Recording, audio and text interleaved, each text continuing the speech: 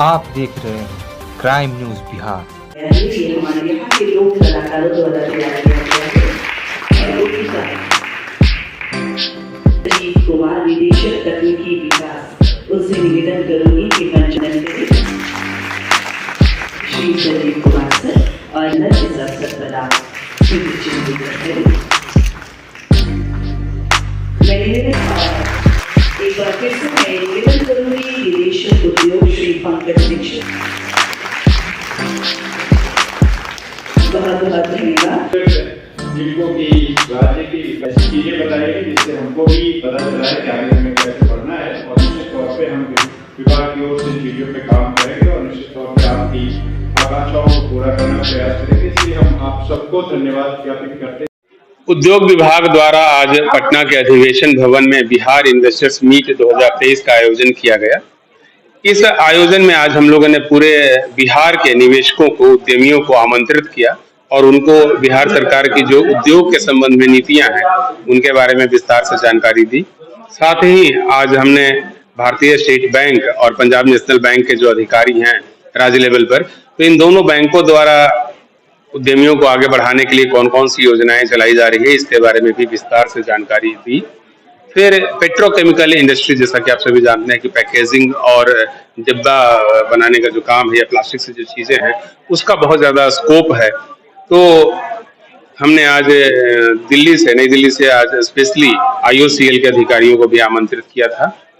तो उद्योग विभाग के अपर मुख्य सचिव श्री संदीप पौंडरिक जी, कृषि विभाग के प्रधान सचिव श्री B राजेंद्र जी, उद्योग निदेशक पंकज दीक्षित जी, इन सब ने मिलकर करके आज जो करीब 200 उद्यमी हमारे यहाँ आए, उन सबका हमने मार्गदर्शन किया कि किस तरह से सरकारी योजनाओं का लाभ उठाते हुए कम कीमत पर और कम समय में वो अपने इंडस्ट्रीज की स्थापना कर सकते हैं, अपनी फैक्ट्री प्रारंभ कर सकते हैं। तो ये सब चीजें आज हुई, काफी फ्रूटफुल सेशंस रहे। अभी द्वितीय सेशन प्रारंभ हो चुका है, इसमें हम B2B पर फोकस कर रहे हैं, यानी कि जो उद्यमी, जो एंटरप्रेन्योर बिहार में निवेश करना चाहता है और उनका कोई स्पेसिफिक प्रॉब्लम है, उनकी कोई स्पेसिफिक आवश्यकता है, तो उन आवश्यकताओं पर हम लोग चर्चा कर रहे हैं और उनकी जरूरतों के हिसाब से उनकी आवश्यकताओं को पूरा करने के लिए जो कुछ भी संभव होगा वह किया जाएगा। आज हमने सबसे पहले जो हमारी इंडस्ट्रियल पॉलिसीज हैं बिहार सरकार की, चाहे तो वो बिहार औद्योगिक निवेश प्रोत्साहन नीति 2016 हो या फिर जो हमारा टेक्सटाइल और लेदर के संबंध में 2022 की पॉलिसी हो, इथेनॉल पॉलिसी है, बिहार स्तर पॉलिसी है, इन सब के बारे में उद्यमियों को हमने जानकारी दी और हम उम्मीद करते हैं कि उनके मन में जो क्वेरीज होगा वह दूर हो गया होगा और वे सभी पॉजिटिव माइंडसेट के साथ जो है बिहार में उद्योग लगाने के लिए आगे आएंगे। डेलीगेट्स जो आपको यहाँ पे विजिट किया, कौन-कौन जिले से हैं?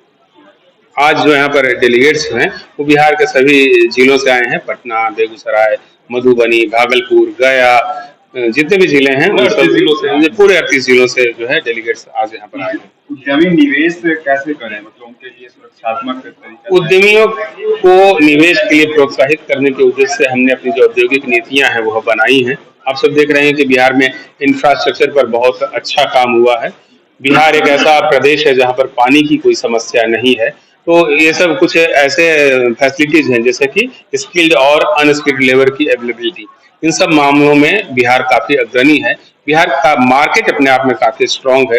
यहाँ पर हम लोग करीब 12 करोड़ से अधिक की आबादी है और जो कंजम्पशन पैटर्न है बिहार का वो GDP ग्रोथ के साथ लगातार बेहतर होता जा रहा है। तो निश्चित रूप से बिहार जो है वो संभावनाओं की भूमि है और जो लोग भी संभावनाओं के इस प्रदेश में अपने धन को लगाना चाहते हैं, अपने निवेश को फलीभूत होते देखना चाहते हैं, उनका हम स्वागत करने के लिए यहाँ पर हैं। क्या लगता है सर, बिहार में उद्योग लगने से बेरोजगारी दूर होगी? निश्चित रूप से जब कभी भी कोई उद्योग लगता है तो उसमें ढेर सारे लोगों को रोजगार प्राप्त होता है। जैसे मुख्यमंत्री उद्यमी योजना की ही बात हम लोग कर लें तो करीब 29,000 लोगों को हम लोगों ने सहायता दी है और एक उद्योग लगने पर सपोज कीजिए कि 4 या 5 व्यक्ति को भी रोजगार प्राप्त होता है। हालांकि हम लोग टारगेट रखते हैं कि हर उद्योग में कम से कम 10 लोगों को रोजगार प्राप्त हो, लेकिन यदि 5 से 7 लोगों को भी रोजगार मिलता है तो उससे जो हर हाथ को काम देने का जो हमारा मकसद है, हमारा जो लक्ष्य है वह पूरा होता है। मिनिमम अमाउंट क्या है?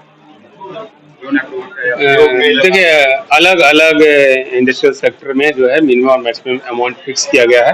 अभी जो हमारी टेक्सटाइल और लेदर की जो पॉलिसी है उसके तहत हम लोग मशीन और बाकी जो पूंजीगत जरूरतें हैं उस पर 15% या 10 करोड़ रुपया में जो अधिक हो उतना तक का अनुदान दे रहे हैं।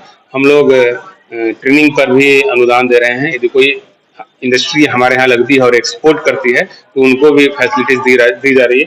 अब एक एक करके देख सकते हैं, जैसे हम लोग पावर टैरिफ पर जो है सब्सिडी दे रहे हैं 2 रुपया per unit, employment generation subsidy दे रहे हैं 5,000 रुपया पर एम्प्लॉय पर मंथ। इसके अलावा जो ब्याज लगेगा इंडस्ट्रीज की ओर को लोन लेने पर उसका सबवेंशन की व्यवस्था हमारी पॉलिसी में है। 3,000 एकड़ का लैंड बैंक है, जैसा कि मैंने पहले आपको बताया है। और इन सबसे बड़ी बात यह है कि बिहार में हम लोगों ने सिंगल विंडो सिस्टम के माध्यम से काम किया है और किसी प्रकार के क्लियरेंस की आवश्यकता यदि हो तो वह हम लोग बहुत ही कम समय में प्रोवाइड कर रहे हैं। बेसिकली हाल के कुछ केसेस यदि स्टडी किए जाएं तो हम लोगों ने उद्योगों को इस हिसाब से फैसिलिटेट किया है कि जितने भी सरकारी क्लियरेंस हैं वह उनको 10-15 दिनों में प्राप्त हो जाए और 40 से 45 दिनों में मैंने आवेदन करने की प्रथम तिथि से लेकर 45 दिनों के अंदर वो जो है अपना इंडस्ट्री सेटअप करने की स्थिति में आ